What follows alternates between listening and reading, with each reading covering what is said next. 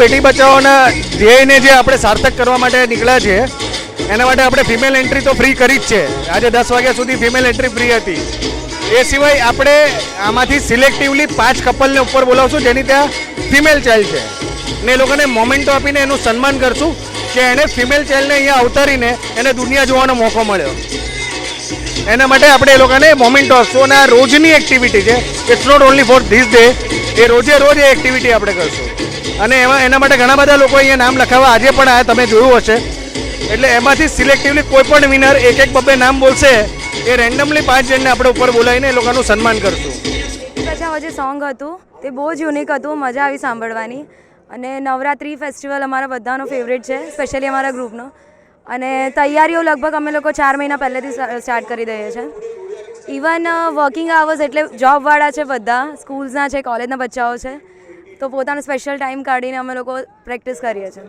બસ એ જ આટલા દિવસથી રાહ જોઈ રહ્યા હતા. એની પાછળ તૈયારીઓ ખૂબ ચાલી. મારી માટલી છે તેને મારે એને કલરિંગ કરવા માટે મારે એને લાઇટ્સની ઇફેક્ટને કરી 6 થી 7 કિલોની માટલી છે એને મેં રબર બેન્ડથી ટાઈ કરી નાખી અને મેં 1.5 કલાક સુધી લઈને રમી છું. હજુ ત્રીજી માટલી પણ છે, અમે મેગા ફાઇનલમાં રમશું એની સાથે.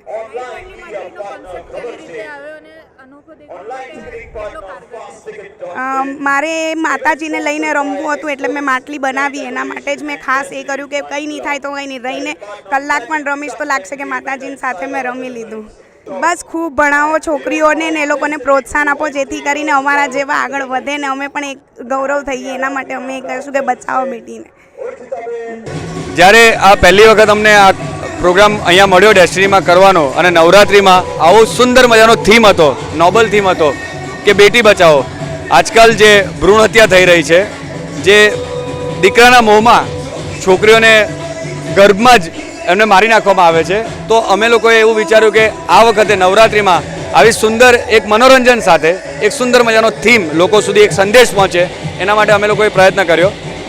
ડેસ્ટિની ગ્રુપના બધા જે ઓર્ગેનાઇઝર્સ છે, ચિરાગ શાહ, દામોદરભાઈ, સાથે અમારા આ ગ્રુપના સિંગર્સ પારુલ ભટ્ટ, ઇલાક્ષીબેન, આનંદભાઈ, એ બધાએ મળીને અમે એક વિચાર કર્યો અને એમાં અમે એવો સંદેશો આપ્યો છે જે ગરબો બનાવ્યો છે. એમાં પણ સાથે અમે સ્વચ્છ ભારતને પણ લીધું છે, જે નરેન્દ્ર મોદી સાહેબનું એક અભિયાન છે.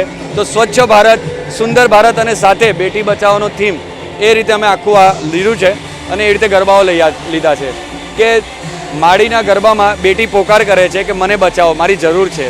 બેટી સાપનો ભારો નથી, એ તો તુલસીનો ક્યારો છે.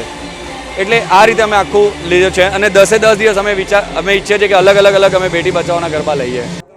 બેટી બચાવ એટલે બહુ ઇમ્પોર્ટન્ટ વર્ડ છે કે આજે જે કલ્ચર ચાલી રહેલું છે એ કલ્ચર માટે બેટી બચાવ બહુ જરૂરી છે. કારણ કે જન્મની સાથે જ બેટીને, છોકરીને જે મારી દેવામાં આવે છે એ બહુ ખરાબ વસ્તુ છે. એના માટે આપણે કંઈ ને કંઈ પગલાં લેવા જોઈએ. અને જે નવરાત્રિ ફેસ્ટિવલ છે તે અમારા બધા માટે બહુ જ ફેવરેટ ફેસ્ટિવલ છે. અમે લોકો 4 મહિના એટલી બધી પ્રેક્ટિસ કરીએ છીએ, ધૂમ મચાવીએ છીએ અને આટલા હેવી ડ્રેસ બનાવીને જે નવરાત્રિમાં રમીએ છીએ એ ખૂબ એન્જોયનો અમારા માટે એ છે. 1 મહિને के लिए